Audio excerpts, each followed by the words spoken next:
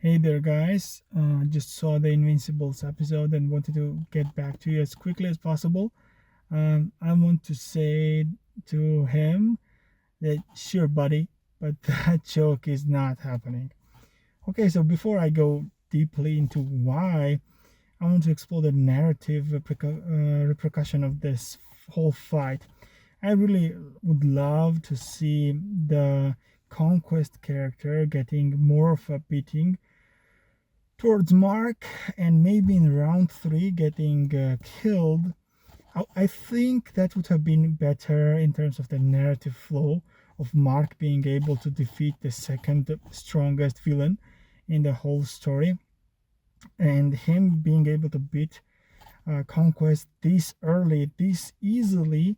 I think it is a little bit distracting. Now into whys. Well, in the second fight, we see that still Conquest should be significantly stronger than Mark.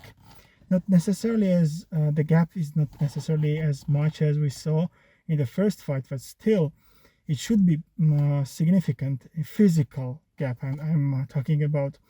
As we see inconsistencies, we can roughly say that Viltrumites are like compared to humans in scaling, like their toughness is pretty much the same, but it is the strength that is different, and their strength is also comparatively greater than their body integrity. Like their offense is greater than their defense, right? Like we see them casually going through each other very easily, like Nolan gutting someone using their bare hands and stuff like that. Well, actually, humans, we cannot do that. Even the strongest person cannot go through somebody's abdomen using his fists or his fingers like this, right? But we see that happening in the show with Viltrumites, that their toughness is less than their strength. In that sense, we can say that Mark might be able to physically damage Conquest, but like overpowering him in this kind of mechanically weaker choke is really bad writing, I think. It is the same as in comics, but I really thought that in the resurgence of UFC fights, we would have seen a rear naked choke here.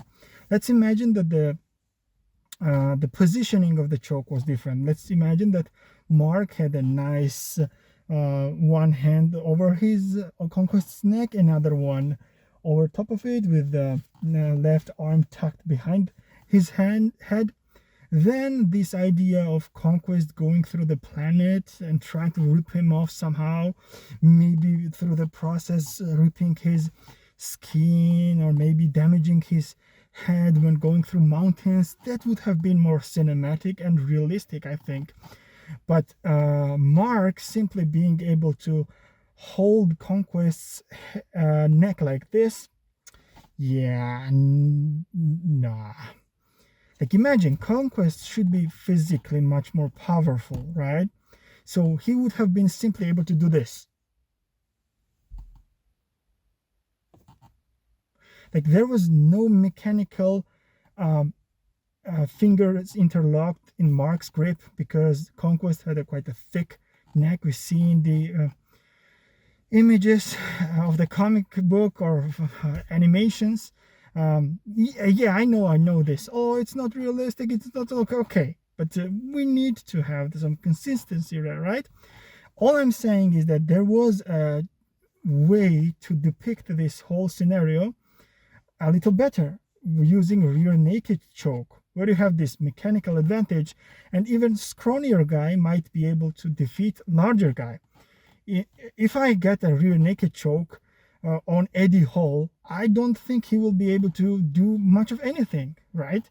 If the technique is correct, then Mark's caliber of the guy might be able to defeat Conquest caliber of a guy.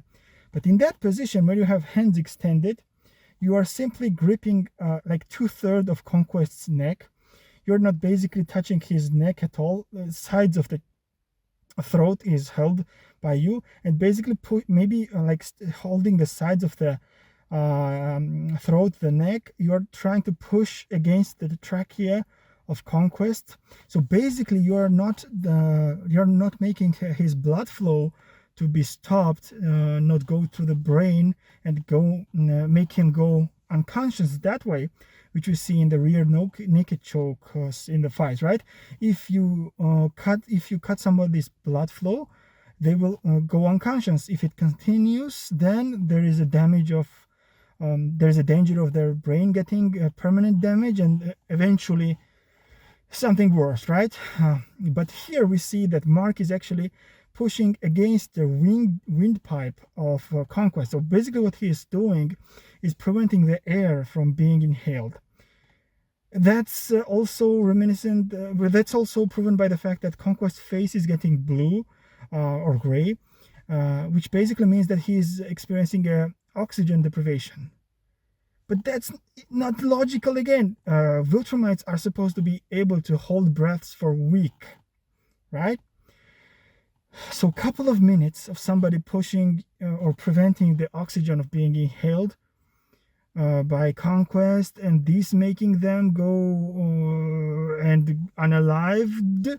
No, I think. So always see that Mark is again fighting against oxygen from being inhaled, not cutting the blood flow to going through the brain.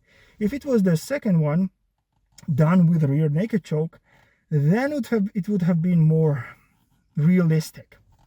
But there is another layer here. We see in this scene that the moment Conquest's body goes limp, like moment his legs stopped being tensed up and relaxes, immediately Mark releases.